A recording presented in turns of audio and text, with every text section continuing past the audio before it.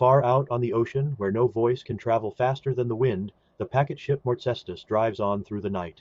She is old-fashioned even for her time. A hard ship, a long passage ship, a ship with a bad name in port and worse whispers in the forecastle. No wireless, no quick rescue, no way to ask what is following you in the dark, only wood, canvas, rigging, moonlight, and men who are beginning to suspect that something boards this ship after sunset.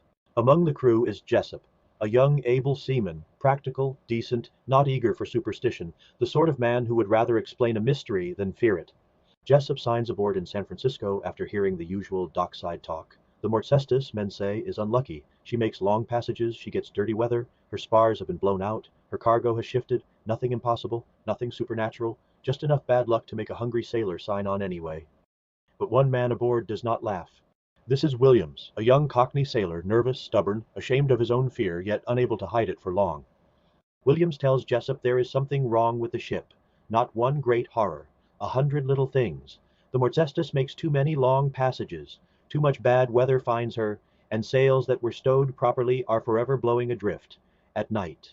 Then Williams says the thing Jessup cannot shake. There are too many shadows aboard this packet, too many shadows. At first Jessup brushes it off. Then comes a fine, beautiful night at sea, the sort of night that should make ghost stories seem foolish. The lookout is Jasket, an old weather-beaten shellback, rough-faced, comic, skeptical, the kind of sailor who mocks fear because fear is bad for discipline. Jasket jokes that if every voyage were this easy, the sea would be full of grandmothers and petticoats, and then Jessup sees it. A man, a shape, a figure. It steps inboard over the starboard rail, from the sea, not from a boat, not from a ladder, from the sea itself. Jessup stares. The thing vanishes into the moving shadows on the lee side of the deck. He searches. He checks behind the mast, under the poop, along the deck, over the side. Nothing. At last he nearly convinces himself that fatigue has played a trick on him. Then he looks back. There it stands again.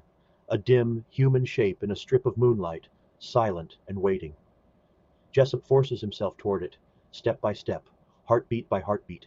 And when he comes near enough to know it is real, the figure turns, crosses to the rail, and climbs back over the side, into the ocean. Now the voyage changes. Jessup says nothing. He watches. He waits. He tells himself he needs proof. Instead, proof finds him. A few nights later, Jessup is at the wheel in the middle watch. Near him is Tammy, a first voyage apprentice, young, slight, pale, frightened in the way only very young sailors can be when they realize the older men may not actually be in control. Tammy hears or sees something first. He reaches toward Jessup in panic. He points into the dark. He trembles so badly he can hardly speak. Jessup sees almost nothing, until suddenly, under the rail near the log reel, there is a crouching shape that looks like a man, and yet hardly looks real at all. Tammy cries out that it is coming, and then the second mate comes running aft. He is a hard officer, sharp-tempered, practical, not a man who enjoys nonsense. Jessup points. Tammy clings to him in terror, but the second mate sees nothing. He sneers. He curses them for sleeping. He drives Tammy off. Later, Jessup tries to reassure the boy in the apprentice berth. He denies what they both saw. He calls him foolish. He tries to shove the fear back into language men can survive. But Tammy will not have it. The ship is haunted, he says, and the worst part is that Jessup is beginning to believe him. Then comes the next escalation. The second mate himself spots someone climbing the main rigging at night. He sounds his whistle. Men swarm aloft. Lanterns rise into the shrouds. The crew hunts through yards and shadows and moonlit canvas for the intruder.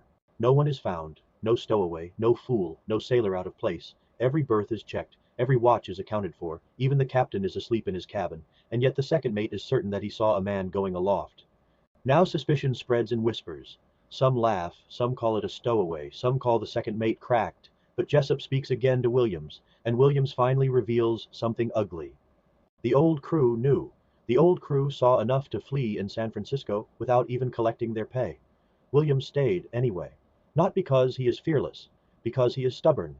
He means to take a payday out of the Mortzestus, shadows or no shadows. That would be brave, if bravery were enough. Several days later, another sail works loose at night. This time it is the Four Royal. The weather is calm. Too calm. There is scarcely enough wind to stir a pipe's smoke, yet the sail has come adrift. A young ordinary seaman named Tom is sent aloft to secure it. William sees him climbing and goes pale. He admits this has happened before. Men have been lost this way. Jessup wants to warn the officers, but what can he say? That the ship loosens sails by itself, that something invisible waits in the rigging, that calm weather can suddenly strike like a storm? Tom reaches the yard, he bends over the sail, and then, in dead calm, the canvas lashes upward as if caught by a violent blast. It slams over the yard. Tom is knocked clean off. For one horrible instant, he is gone. Then Jessup sees him hanging below, caught only by a gasket. Jessup and Williams race aloft. They climb into the moonlit rigging. They crawl the swaying yard. They get a line around him. They drag him back to safety. Tom survives. Barely. He remembers the sail striking him in the face. But no one can explain what filled that sail. There was no wind. There was no storm. There was only the same calm night, and the same growing certainty that something aboard the Mortzestus is touching the ship itself. Now even the second mate can no longer laugh easily. The impossible has happened too many times. The witnesses are too many. The explanations are too weak.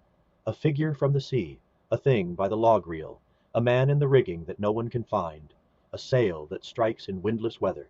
The Mortzestus is no longer merely unlucky. Something is boarding her, something is climbing her, something is testing the crew. And the men have only begun to realize that the ship's shadows are not empty. Next time, the danger will stop hiding in hints and glimpses, because once a ship learns fear, the sea always sends more.